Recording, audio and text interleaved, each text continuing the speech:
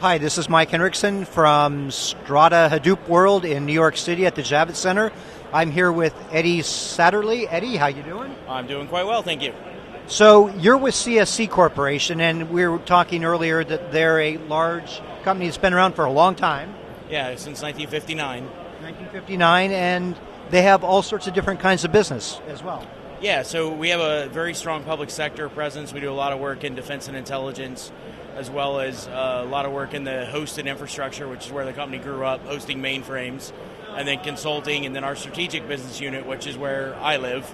And I'm a CTO for our data and analytics group, and that's one of the strategic business groups, of which most of it came from merger and acquisition. Our side came from an acquisition of InfoChimps, which was a hosted Hadoop platform, as well as an acquisition of 426, which is all defense and intelligence hosted big data services. So you're in the data group, and how are the conversations been for you so far here? It's been great. We've had a lot of good questions come by.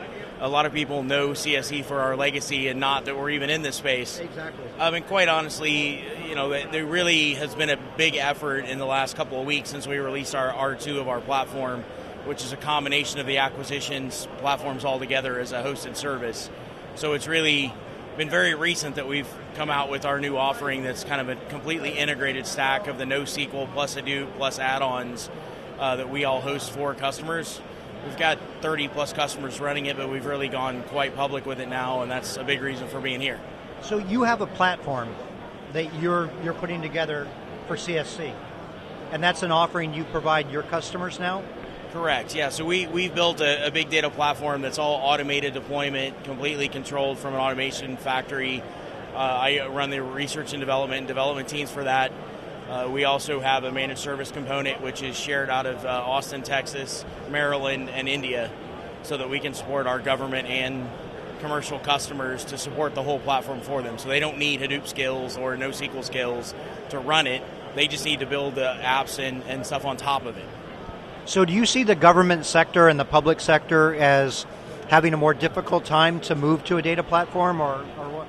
No, actually, most of the reason this whole technology exists is because of the government. So the platform that this originally came from 426, is heavily used from defense and intelligence organizations to host their data services. So I think the government was kind of the first to lead it.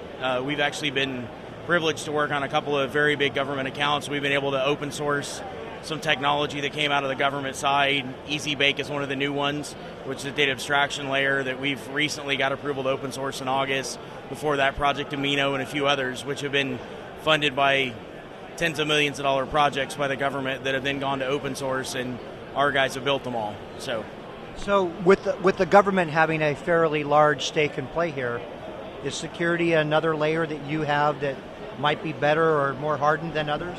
Yeah, so that's kind of the core of the EasyBake platform that's out now, is basically taking the best-in-class security that comes out of Apache Accumulo without the overhead to the data store, and has abstracted that visualization, visibility control up to a data layer rather than in the data store itself, so that you make a call to the EasyBake layer, and that makes the calls to the underlying data stores. So it's a direct call there, it's a secure call up. So it basically takes off the table the issue of having to use the performance penalties of Accumulo, but you get all the security that was built by the NSA originally when they open sourced it. So if I search for EasyBake, I'm not going to come up with a child's baking oven with recipes, or yeah. So it was not a CSC person who came up with that name. Just to be fair, it was named by the government. However, if you search easybake.io, or go to GitHub and search EasyBake, it will come up. Okay. And the 2.0 code will be released as soon as the government finishes the scan in the next couple of weeks. The 1.0 code was released back in August. 2.0s are pretty rapid innovation, so it's you may or may not be able to get code today. It depends on how fast the government finishes their code scan and releases it, but the site is out there, and we have active customers using it on the commercial side as well as on the government side. So is most of your technology open source?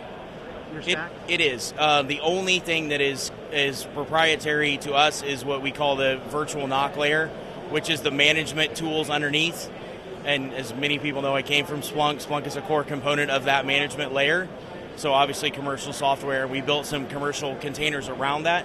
Everything else on our platform, including our automation, all of our testing, we open source all of that. So if you go to the InfoChimps GitHub site, you'll find everything we built. Everything we offer to customers in the service, they can also get the source for if they want to do it themselves. Interesting. So is it csc.com or is it .org or .gov? Or? Well, csc.com will get you there. Okay. To find out more. Yeah. We have a /big data will get you to our particular site. Excellent. Eddie, we look forward to seeing you here next year. I'm here every year. Thank you. Thanks.